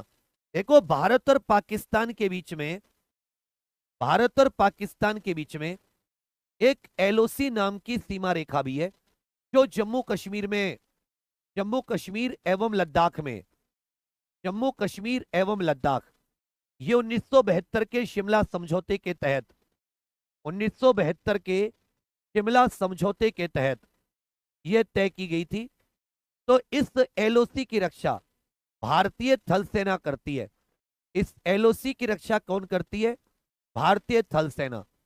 बाकी जितना भारत पाकिस्तान का अंतरराष्ट्रीय सीमाएं, रेड क्लिफ लाइन जो जो अंतरराष्ट्रीय स्तर पर मान्यता प्राप्त है, उसकी रक्षा बीएसएफ करती है। दूसरा काम, भारत बांग्लादेश बॉर्डर की रक्षा। तो भारत पाकिस्तान बॉर्डर की रक्षा, भारत बांग्लादेश बॉर्डर 4096.7 किलोमीटर। तो बीएसएफ दो सीमाओं की रक्षा करती है, भारत पाकिस्तान सीमा, भारत बांग्लादेश सीमा। 4096.7 किलोमीटर की भारत बांग्लादेश, जबकि 3323 की भारत पाकिस्तान। अगर पूछे कि भारत और पाकिस्तान के बीच की जो एलओसी नियंत्रण रेखा है, उसकी सुरक्षा कौन करती है? थल सेना। इसको कब तय किया गया था? 1972 के शिमला समझौते के तहत। बीएसएफ 1 दिसंबर 1965, एक्ट 1968 में। आदर्श वाक्य क्या है? जीवन पर्यंत कर्तव्य। हाल ही में बीएसएफ ने कंप्लीट महिलाओं की एक ड्रोन बटालियन तैयार की है, महिलाओं की एक एंटी ड्रोन बटालियन, जिसका नाम दुर्गा ड्रोन बटालियन रखा गया है। यह बीएसएफ ने तय की है। प्रश्न संख्या 3, सीआईएसएफ, केंद्रीय औद्योगिक सुरक्षा बल। आंतरिक सुरक्षा चुनौती में एक साथी ड्रग्स भी लिख लीजिएगा, ड्रग्स अथवा नशीली दवाएं, ड्रग्स अथवा नशीली दवाएं, ये भी याद रखना, बहुत महत्वपूर्ण। आंतरिक सुरक्षा को एक चुनौती है, आंतरिक सुरक्षा को। तीसरा संगठन आ जाता है सीआईएसएफ। भाई तीसरा संगठन क्या आ जाता है? ओगे सर, केंद्रीय औद्योगिक सुरक्षा बल। तीसरा संगठन क्या आ जाता है? केंद्रीय औद्योगिक सुरक्षा बल। जो केंद्रीय औद्योगिक सुरक्षा बल है, इसका आदर्श वाक्य संरक्षण एवं सुरक्षा। इसका आदर्श वाक्य क्या हो जाता है? होगे सर, संरक्षण एवं सुरक्षा, protection and security. Central industrial security force, central industrial security force, central industrial security force, CISF. तो आपको इसमें फुल फॉर्म पूछ सकता है आपसे, आई का मतलब क्या है? सीआईएसएफ में आई का मतलब क्या है? अंशु जुड़ जाइए भैया एप्लीकेशन पर। भाई सीआईएसएफ में आई का मतलब क्या है? इंडस्ट्रियल। तो इसका मुख्य काम क्या है? जो प्रमुख औद्योगिक प्रतिष्ठान है, भारत के प्रमुख औद्योगिक, वैज्ञानिक, रणनीतिक, वित्तीय वित्तीय या जो रणनीतिक, औद्योगिक, वैज्ञानिक, वित्तीय या जो साथी रणनीतिक संस्थान आदि की सुरक्षा करना, संस्थान की सुरक्षा, ये सीआईएसएफ का काम है। हाल ही में संसद की सुरक्षा की जिम्मेदारी भी सीआरपीएफ से लेकर सीआईएसएफ को दी गई है। अब संसद की सुरक्षा की जिम्मेदारी भी किसकी है? होगे सर, सीआईएसएफ की है। इसके अलावा जो महत्वपूर्ण एयरपोर्ट या साथी मेट्रो इत्यादि है, इसमें भी सुरक्षा की जिम्मेदारी किसकी है? होगे सर, सीआईएसएफ की है। इसलिए इसका आदर्श वाक्य क्या होता है? संरक्षण एवं सुरक्षा। इसका एक्ट 1968 में आया, फिर 1983 में, हेडक्वार्टर नई दिल्ली। जबकि इसका गठन जो बनाया जाता है, इसका गठन 10 मार्च 1969। इसका गठन कब होता है? 10 मार्च 1969। सीआईएसएफ का स्थापना दिवस कब मनाया जाता है? अगर आपसे पूछे केंद्रीय औद्योगिक सुरक्षा बल सीआईएसएफ का स्थापना दिवस, तो याद रखिएगा 10 मार्च 1969। सीआईएसएफ का स्थापना दिवस 10 मार्च। इसका काम है सरकारी और प्राइवेट औद्योगिक संस्थानों की सुरक्षा करना, जैसे परमाणु प्लांट हो गए, अंतरिक्ष केंद्र हो गए, मेट्रो, एयरपोर्ट, या जो महत्वपूर्ण खदानें हो गई, जो हमारे बांध, हाइड्रो इलेक्ट्रिक पावर प्लांट हो गए, थर्मल पावर प्लांट आदि हो गए, जैसे आरबीआई, संसद। तो जो महत्वपूर्ण प्रतिष्ठान है भारत के, उनकी सुरक्षा करना ये सीआईएसएफ का काम है। इनकी सुरक्षा करना केंद्रीय औद्योगिक सुरक्षा बल का काम है। केंद्रीय औद्योगिक सुरक्षा बल स्थापना कब हुई है? 10 मार्च 1969। जोर से बोलो, स्थापना कब हुई है? कहोगे सर 10 मार्च 1969। स्थापना कब हुई है? 10 मार्च 1969। आगे आ जाता है CRPF, central reserve police force. Central reserve police force, central reserve police force. सबसे पुराना अर्धसैनिक बल कौन सा है भाई? सबसे पुराना अर्धसैनिक बल कौन सा है? तो कहोगे बड़े भैया जी, सबसे पुराना अर्धसैनिक बल है असम राइफल्स। लेकिन सबसे बड़ा पूछे तो याद रखिएगा सेंट्रल रिजर्व पुलिस फोर्स या सीआरपीएफ जो है, जिसको केंद्रीय रिजर्व सुरक्षा बल कहते हैं, यह भारत का सबसे बड़ा अर्धसैनिक बल है। भारत का अगर सैनिकों की संख्या की बात करें, सैनिकों की संख्या के आधार पर, तो सबसे बड़ा अर्धसैनिक बल है सीआईएसएफ।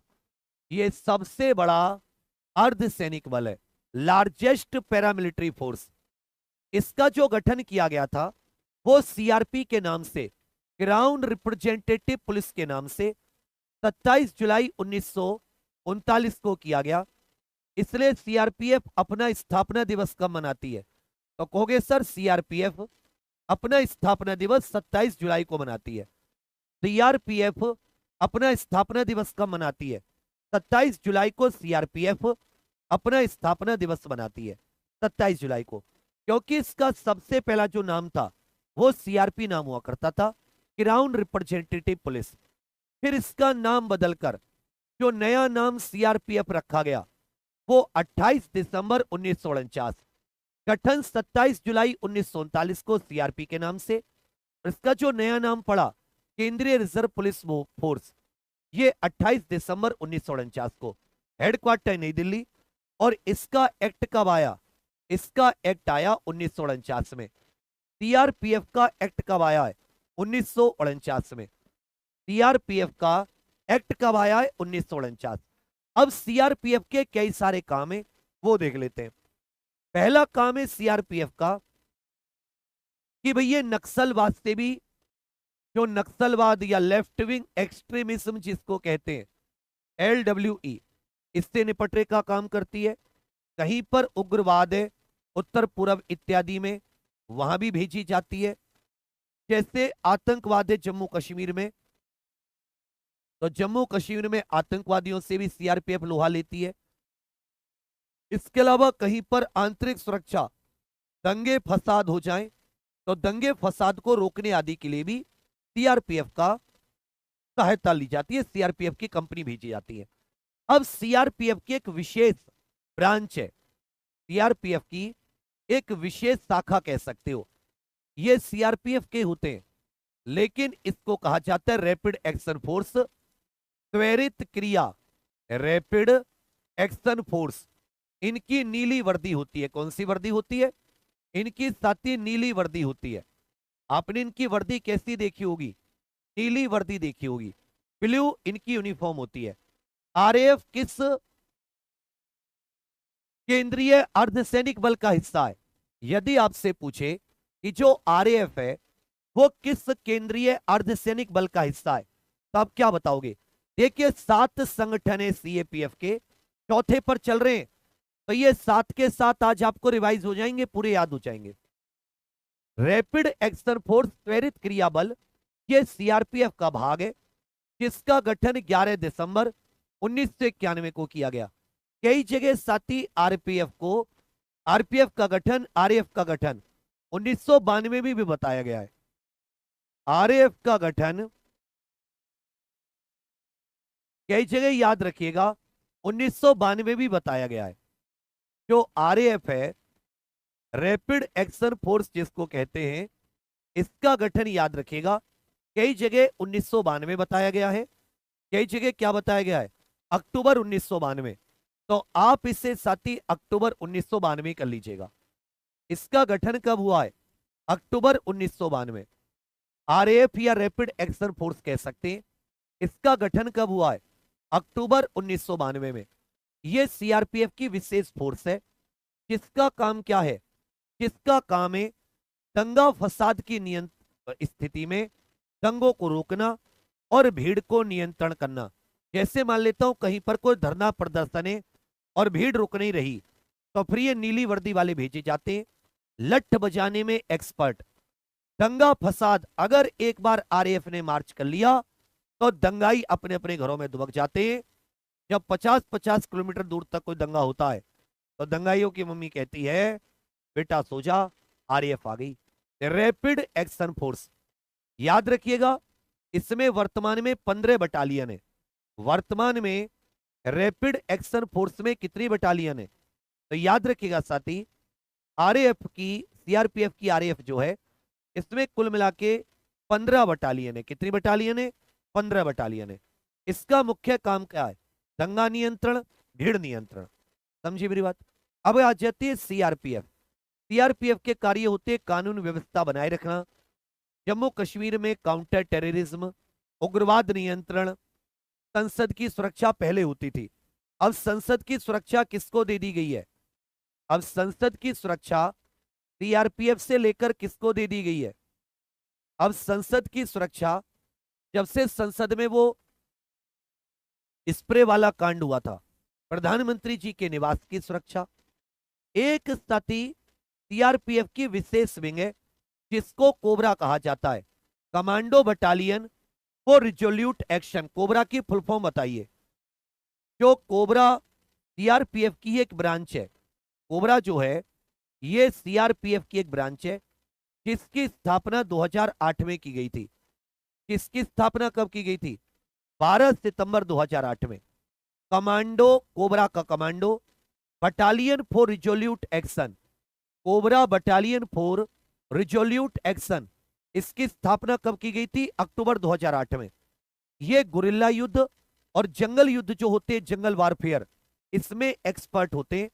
तो जो विशेष नक्सलवादियों से निपटने के लिए, जो अति नक्सलवाद प्रभावित क्षेत्र हैं, उनसे निपटने के लिए कोबरा बटालियन का गठन अक्टूबर 2008 में। जैसे आरएएफ 1992 दंगा और भीड़ नियंत्रण, वैसे याद रखिएगा commando battalion for resolute action, इसकी फुल फॉर्म पूछेगा, इसकी स्थापना कब की गई है ये भी पूछेगा।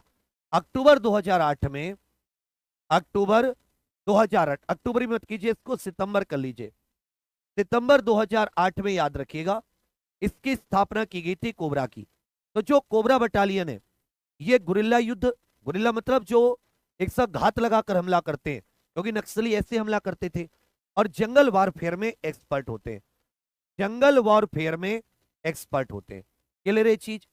अब आ जाती है इंडो तिब्बत बॉर्डर पुलिस। क्या जाती है भैया? Indo Tibet border police.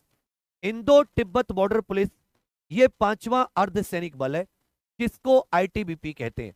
इसका गठन 24 अक्टूबर 1962 को हुआ। भारत चीन युद्ध 1962 के बाद में 24 अक्टूबर 1962 को आईटीबीपी का गठन हुआ है। इसका मुख्य काम भारत चीन सीमा की रक्षा है। भारत चीन सीमा की रक्षा, जो मैकमोहन लाइन है और लद्दाख से लेकर जम्मू कश्मीर तक मैकमोहन रेखा सहित भारत चीन सीमा की रक्षा ये आईटीबीपी करती है। जबकि भारत और चीन के बीच में लद्दाख वाले क्षेत्र में जो एलएसी है, वास्तविक नियंत्रण रेखा, इसकी रक्षा भारतीय थल सेना करती है। Indo Tibet border police ITBP 1982 से कैलाश मानसरोवर यात्रा, कैलाश मानसरोवर यात्रा का भी सफल संचालन करा रही है। 1982 से कैलाश मानसरोवर यात्रा का सफल संचालन, कैलाश मानसरोवर यात्रा का सफल संचालन करा रही है। जो आईटीबीपी नामक संस्था है, ये 1982 से कैलाश मानसरोवर यात्रा का भी सफल संस्थान, कैलाश मानसरोवर यात्रा का भी कहोगे सर सफल संचालन आईटीबीपी करा रही है, क्योंकि कैलाश मानसरोवर तिब्बत में स्थित है, तो जाहिर सी बात है भारत चीन सीमा की रक्षा आईटीबीपी, तो कैलाश मानसरोवर यात्रा भी। तो और ये दृढ़ता कर्म और निष्ठा, ये आईटीबीपी के आदर्श वाक्य हैं। 24 अक्टूबर 1962 को गठन, जबकि इसका अधिनियम कब आया है? 1992 में। इसका अधिनियम कब आया है? हो गए सर 1992 में, इसका अधिनियम 1992। छठा हो जाता है एनएसजी, छठा क्या आ जाता है साथी? एनएसजी, नेशनल सिक्योरिटी गार्ड, जिनको ब्लैक कैट कमांडो भी कहते हैं। नेशनल सिक्योरिटी गार्ड को क्या कहते हैं? कहोगे सर नेशनल सिक्योरिटी, जो नेशनल सिक्योरिटी गार्ड होते हैं इन्हें ब्लैक कैट कमांडो भी कहते हैं, इन्हें भैया ब्लैक कैट कमांडो भी कहते हैं। इनका आदर्श वाक्य सर्वत्र सर्वोत्तम सुरक्षा। एनएसजी का आदर्श वाक्य क्या है? सर्वत्र सर्वोत्तम सुरक्षा। इसका गठन सबसे पहले 1984 में किया गया। जो एनएसजी है इसका गठन सबसे पहले कब किया गया? तो याद रखिएगा नेशनल सिक्योरिटी गार्ड, इनका जो सबसे पहले गठन किया गया है, जीरो एरर फोर्स है ये कैसी फोर्स है? कहोगे सर जीरो एरर फोर्स। गृह मंत्रालय के तहत ये काम करती है। किसके तहत काम करती है? कहोगे सर गृह मंत्रालय के तहत काम करती है। एनएसजी ये किसके तहत काम करती है? गृह मंत्रालय के तहत, गृह मंत्रालय के तहत। 1986 में इसका, आप कहोगे सर 1986 में, मतलब इसकी जो स्थापना की गई थी घोषणा, वो 1984 में। जबकि इसका जो गठन हुआ है, जो इस ये एक प्रकार से कह सकते हो ये अस्तित्व में आई है, वो सितंबर 1986 में। अस्तित्व में जो आई है, अस्तित्व, ये 1986 में आई है। इसका कार्य क्या होता है एनएसजी का? जैसे कहीं पर कोई विमान आदि का अपहरण हो गया, विमान अपहरण इत्यादि में ये आते हैं। इसके अलावा कहीं पर कोई आतंकवादी हमला हो गया, आतंकवादी हमला हो रहा है, आतंकवादी हमले का मुकाबला करने में कहीं पर होस्टेज कंडीशन बन गई है कि बंधक बना लिया गया है। जैसे मुंबई हमला हुआ था 2008 का आतंकवादी हमला, इस प्रकार से इसको जीरो एरर फोर्स कहते हैं। इसको क्या कहा जाता है? जीरो एरर फोर्स, बिना कोई गलती वाली फोर्स नहीं, ये कोई गलती नहीं करते। इन्हें ब्लैक कैट कमांडो भी कह देते हैं। सर्वोत्र सर्वोत्तम सुरक्षा, ये एनएसजी का आदर्श वाक्य है। 1984 में घोषणा, 1986 में अस्तित्व में आई। इसका याद रखिएगा, इन्होंने 2008 में जो मुंबई हमला हुआ था उसमें ऑपरेशन थंडर, ब्लैक थंडर करके ये एक ऑपरेशन भी चलाया था। तो जो आतंकवादियों ने बंधकों को कब्जा कर रखा था, आतंकवादियों को मार गिराने का काम और बंधकों को छुटाने का काम, ये भी ब्लैक कैट कमांडो करते हैं। Black cat commando. सातवीं आ जाती है सशस्त्र सीमा बल। सातवां कौन सा है? सशस्त्र सीमा बल। सबसे पहले इसका गठन स्पेशल सर्विस ब्यूरो के नाम से किया गया था, जो चीन सीमा के आसपास के क्षेत्र हैं उनमें जासूसी करने और वहां के लोगों को ट्रेनिंग देने के लिए। उसके बाद में 1963 में इसका गठन हुआ। बाद में स्पेशल सर्विस ब्यूरो का नाम बदलकर क्या कर दिया गया? सशस्त्र सीमा बल।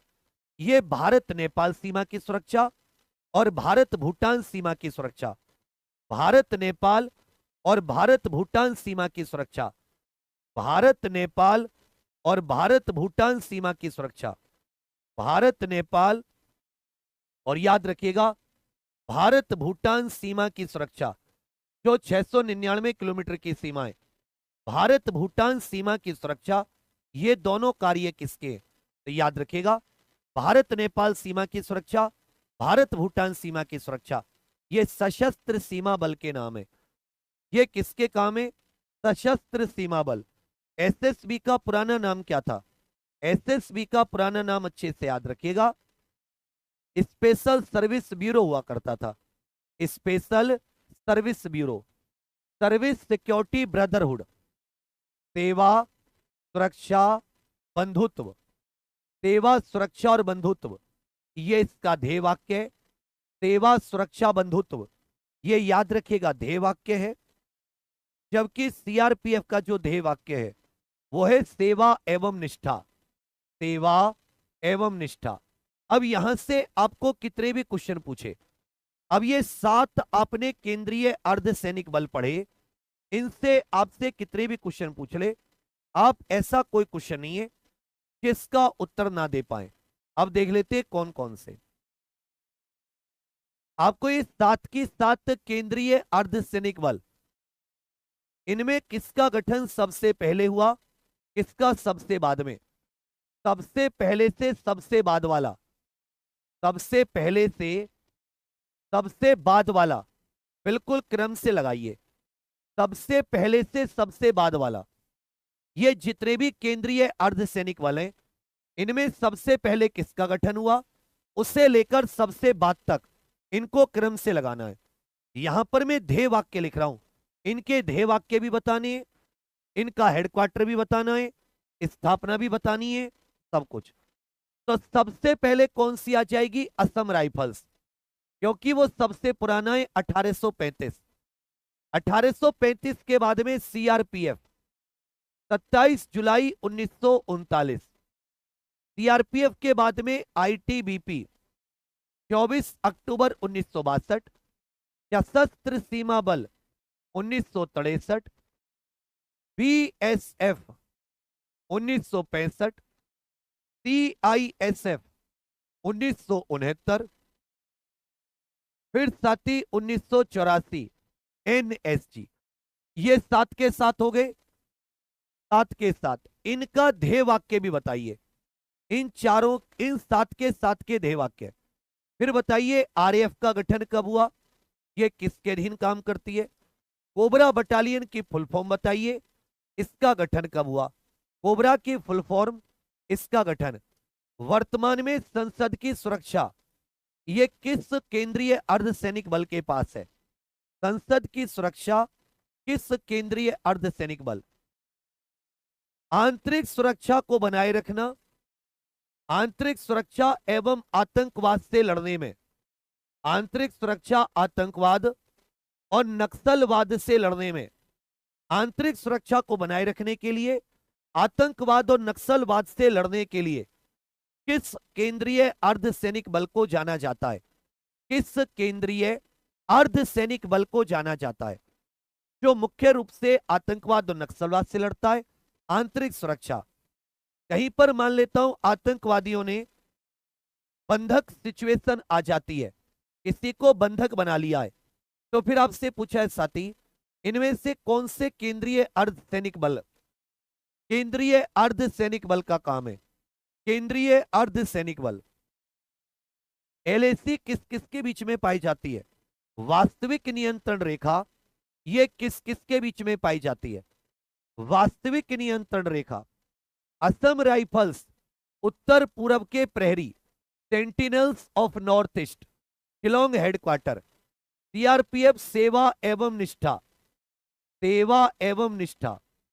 एसएसबी कहा जाता है भैया सेवा सुरक्षा बंधुत्व, सेवा सुरक्षा और बंधुत्व, सेवा सुरक्षा बंधुत्व। बीएसएफ कहा जाता है जीवन पर्यंत कर्तव्य, जीवन पर्यंत कर्तव्य। सीएसएफ कहा जाता है संरक्षण एवं सुरक्षा। एनएसजी कहा जाता है सर्वत्र सर्वोत्तम सुरक्षा, सर्वत्र सर्वोत्तम सुरक्षा। आईटीबीपी, इसमें साथी 4 हो जाते हैं, शौर्य दृढ़ता क्रम निष्ठा, शौर्य दृढ़ता क्रम कर्म निष्ठा, शौर्य दृढ़ता कर्म और निष्ठा, ये इनके आदर्श वाक्य हो जाते हैं। आरएपीएफ 1992 सीआरपीएफ का विंग है दंगा नियंत्रण के लिए। Commando battalion for resolute action, इसकी फुल फॉर्म क्या है? Commando battalion for resolute action, commando battalion for resolute action. सितंबर 2008 में इसका गठन हुआ नक्सलवाद से मुकाबला करने के लिए। ये जंगल वारफेयर इत्यादि में एक्सपर्ट होते हैं। संसद की सुरक्षा सीएसएफ के पास है। आंतरिक सुरक्षा आतंकवाद, इन सबसे सीआरपीएफ निपटती है। आतंकवादी बंधक इत्यादि बना लिए जाएं एनएसजी नेशनल सिक्योरिटी गार्ड, और एलएसी भारत और चीन के बीच में लद्दाख, भारत और चीन के बीच में। अब बताइए कुछ कुछ केंद्रीय अर्धसैनिक बल का कम पता चला। केंद्रीय अर्धसैनिक बलों के बारे में थोड़ी बहुत जानकारी बढ़ी। यही है आपकी थ्योरी, और कुछ नहीं है, 1.5 घंटा भी नहीं हुआ है, हमने याद भी किया, एक एक चीज को डिटेल में भी लिखा है। यही मान लो 1.5 घंटे में आप 30 क्वेश्चन कर लेते, 40 क्वेश्चन कर लेते, तो क्या क्वेश्चन से कोई चीज याद होती? केंद्रीय गृह मंत्रालय ने कितने संगठनों को सीएपीएफ का दर्जा दिया है? केंद्रीय गृह मंत्रालय ने कितने संगठनों को सीएपीएफ का दर्जा दिया है? तो अब तुम्हें कुछ कुछ समझ में आ रहा है। पुराने से नए क्रम में देख लो। Assam rifle, CRPF, ITBP, SSB, BSF. CRPF का स्थापना दिवस कब मनाया जाता है? 27 जुलाई 1939 को गठन हुआ था। 27 जुलाई 1900। अब जैसे ये वाला क्वेश्चन देखना, इनमें से कौन सा केंद्रीय पुलिस बल है? 7 पुलिस संगठन है सीएपीएफ। कौन सा केंद्रीय पुलिस बल मिलिशिया के रूप में उभरा, प्राइवेट आर्मी के रूप में, जिसे कछार लेवी कहा जाता था? उत्तर पूर्व भारत के कुछ सबसे दूरस्थ और अल्प विकसित क्षेत्रों में तैनात किया जाता है। तो इनमें से कौन सा था जिसका पुराना नाम कछार लेवी हुआ करता था? जिसका पुराना नाम कछार लेवी। एग्जाम देने आए हूं, क्या दिक्कत हुई है भैया? 80 वाले नंबर पर व्हाट्सएप कर दीजिए आप।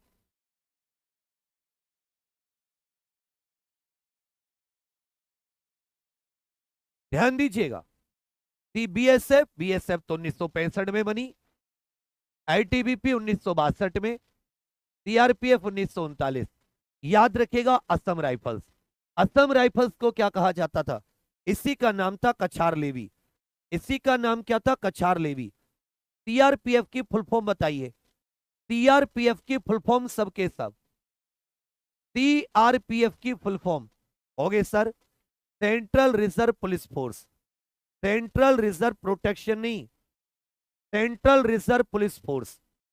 Central reserve police force. इनमें से कौन सी एजेंसी है जो वार्षिक कैलाश मानसरोवर की यात्रा करवाती है? 1982 से कैलाश मानसरोवर यात्रा के सफल संचालन में शामिल होती रही है। कौन सी एजेंसी है? और सीआरपीएफ का वह विंग जो दंगे और दंगे जैसी स्थितियों से निपटने के लिए बनाया गया था। दंगे और दंगे जैसी स्थितियों से, इस प्रकार के सारे क्वेश्चन ये सब उत्तर प्रदेश पुलिस भर्ती बोर्ड के पुराने एग्जाम में पूछे गए। तो कैलाश मानसरोवर तिब्बत में, भारत तिब्बत सीमा की रक्षा, आईटीबीपी। सीआरपीएफ का दंगे जैसी स्थिति से निपटने के लिए 1992 में क्या बनाया गया था? रैपिड एक्शन फोर्स, जिसको आरएएफ कहते हैं, जिसे भैया आरएएफ कहते हैं, या आप कहोगे सर रैपिड एक्शन फोर्स कहते हैं। पूछा है सीआरपीएफ का स्थापना दिवस कब होता है? केंद्रीय रिजर्व पुलिस बल, सीआरपीएफ का स्थापना दिवस तुरंत के तुरंत बताइए। सीआरपीएफ का स्थापना दिवस। तो ये जितनी थ्योरी मैंने आपको बताई है, इसी क्रम से, इसी सीक्वेंस में हम लोग साथी एग्जाम पर ऑफिशियल एप्लीकेशन के अंतिम प्रयास बैच में करेंगे। इसलिए मैंने कहा था इसमें हर सब्जेक्ट की आपको proper theory type print format में नोट्स अपलोड करा दिए गए। आपको हैंड रिटन नोट्स भी दिए जाएंगे जो भी क्लास में पढ़ाएंगे। फ्लो चार्ट में सारा स्टडी मटेरियल अपलोड है। 6-7 घंटे की लाइव क्लास होंगी रोजाना। 30 तारीख रविवार, 30 नवंबर रविवार को टाइम टेबल, 1 दिसंबर सोमवार से क्लास। अब 3 दिन बचे, जरा भी इंतजार मत कीजिए, क्योंकि मैं फिर से कह रहा हूं, मैं चाहता हूं कम से कम 2-2, 3-3 चैप्टर आप क्लास में आने से पहले पढ़कर आए। क्लास में आने से पहले आप पढ़कर आए, फिर साथी आप बिल्कुल निकल जाएंगे, फिर आपको कोई नहीं रोक सकता। तो तैयार हो साथी थ्योरी के लिए? एक बार सारे के सारे कमेंट में कर लो, हाँ भैया थ्योरी पढ़ेंगे। सबके सब थ्योरी लिख दीजिए, THEORY, थ्योरी थ्योरी थ्योरी। ऐसे कल आपको सोशल मीडिया या वाणिज्य व्यापार वाला टॉपिक सिखा दूंगा थोड़ा सा। इसी प्रकार से बढ़िया मेहनत करेंगे, बढ़िया बच्चे हैं, सबसे बड़ा बैच इंडिया का ही बनेगा। एग्जाम्पल का अंतिम प्रयास, आप जुड़िए और आपका कोई साथी हो तो उसे भी जरूर जुड़ने के लिए बोलना, आज के आज, अभी के अभी। बाकी 10 बजे से साथ ही मैराथन भी लगेगी। फिर से एक बार आप सभी के लिए बहुत सारी शुभकामनाएं। थैंक यू, धन्यवाद, जय हिंद। सबके सब जुड़ जाना। जय हिंद।